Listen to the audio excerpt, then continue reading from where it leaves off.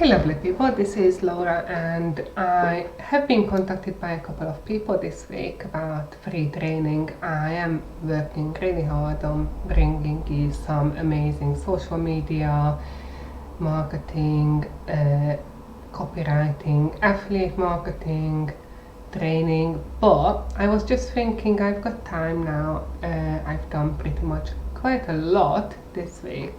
So I will spend this Friday to record a couple of videos about visual marketing. Now this material is updated from a presentation I was doing for the wedding industry suppliers network in Cheshire before the lockdown and everything. Bit about me, I'm published author. I also used to be a copywriter and editor of some of the biggest agencies out there, and my mission is to level the playing field between small and medium-sized businesses and the multinational companies that have the big budgets. So the aim of the training is to help you manage your Instagram and Pinterest better. Why Instagram and Pinterest?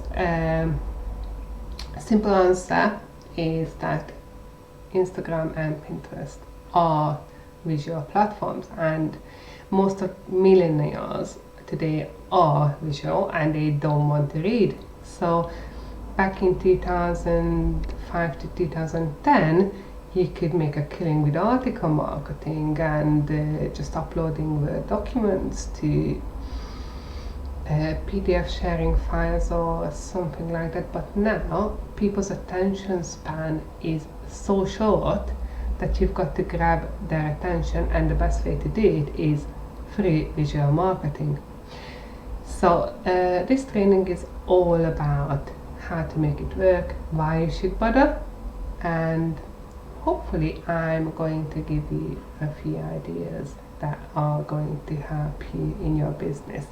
I know some of you found yourselves with more time during the recent 2 lockdowns, so I think it's going to definitely help you. So let's begin. Right, so what is visual selling? That's a really important question, because if you think about buying decisions, walking into the shop, you're going to make emotional decisions all the time. So you're not going to be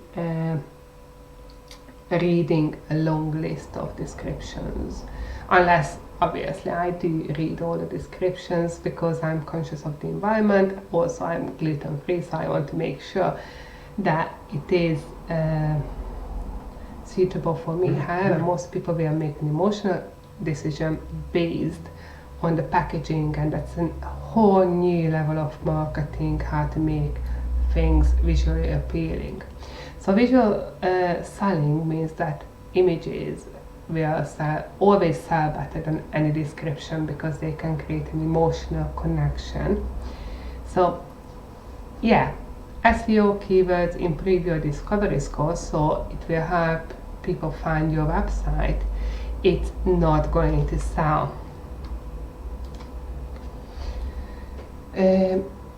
First, let's start with Instagram. So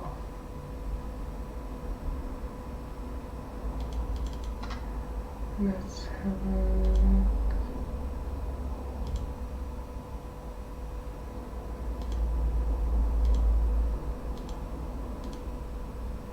There you go. Let's start with Instagram, which is one of the visual platforms. Instagram revenue reached $10 billion by 2019, but it's obviously growing much faster because of the lockdown and because people have more time. There's more than 1 billion monthly active users, which means that active people who are clicking on images, checking, commenting, and over 60% of users log in daily. So this This means that Instagram is the second most engaged network after Facebook. Obviously, you will have the wars on Facebook. That's a different platform where opinions clash and there will be loads of comments on a business post or the groups. Obviously, that it's a feature that Insta doesn't have. However, when it comes to consuming visual content, Instagram still wins. The biggest demographic group of Instagram is males, so you wouldn't believe it, but it is actually, and mostly because males tend to be early adopters, and it means that they will be experimenting with technology, with the algorithm, because it's a new thing. So males between 18 and 24.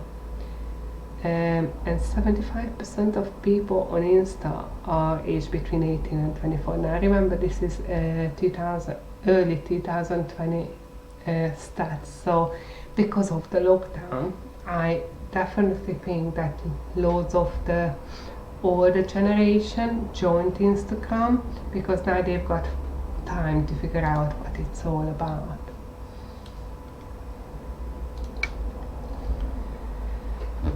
So now we know how powerful Instagram is, but we still don't know what to post and when to post and how to post.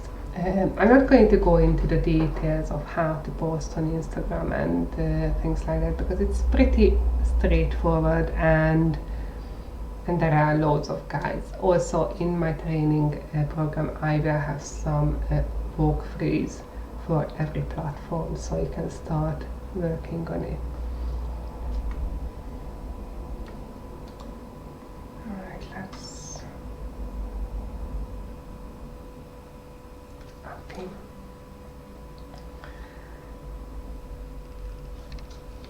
So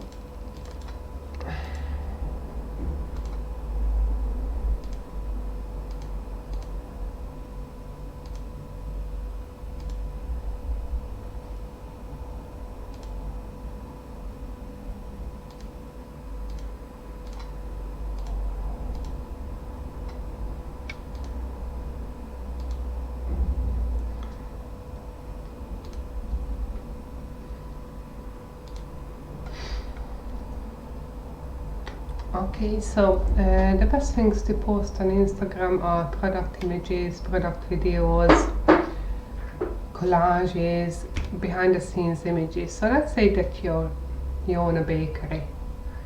You might want to create something funky like a time-lapse video, how the dough rises, how it rises in the oven, how it bakes, how it gets out, how you put it on the shelf, how you display it. Something that will get people think about the product, also value your time and your effort. Special offers also really good, but don't fill your Instagrams with special offers. Also there is a type of post that is really cool called brand account post. So sharing your personal story in a visual way to connect with your audience emotionally. Like it can be something, this is how I looked and felt like 3 years ago, and now this is the results of this change, that change.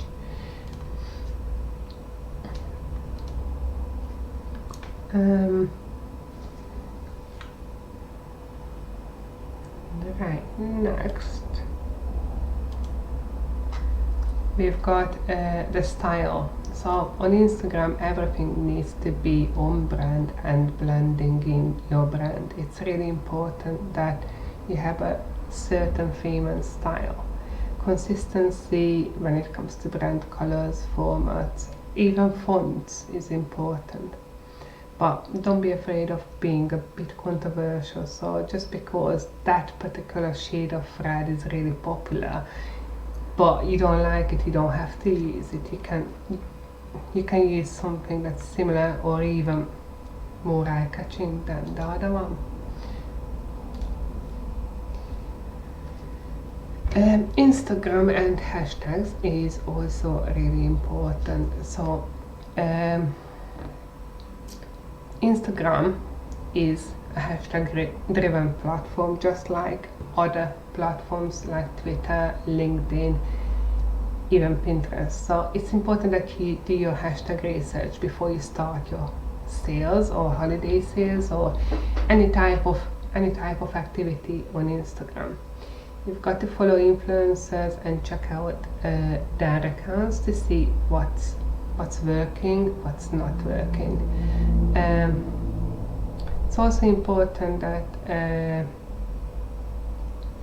you check what's working for other people, and you can legally steal the hashtag. So create a file, maybe a spreadsheet. That's what we usually do when we do the research, with the best hashtags to use, and maybe do a list of, let's say, 50, and based on the topic of the post and the visuals, you can always pick the hashtags. Now there's a science to hashtag research that not many people talk about, and I'm going to put that in a little guide later on.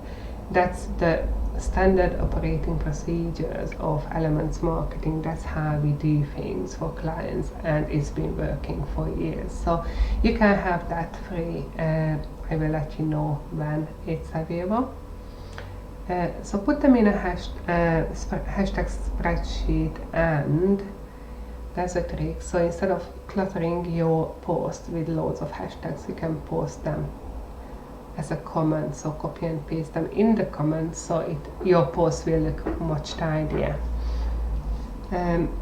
Another important thing is that links don't work on Instagram, so you need to create a Linktree account, and I will tell you all about Linktree as well. It's a bit advanced, but it's not that bad. Basically, it will allow you to at the bottom with multiple links to your sites, offer, maybe Facebook, maybe other social media.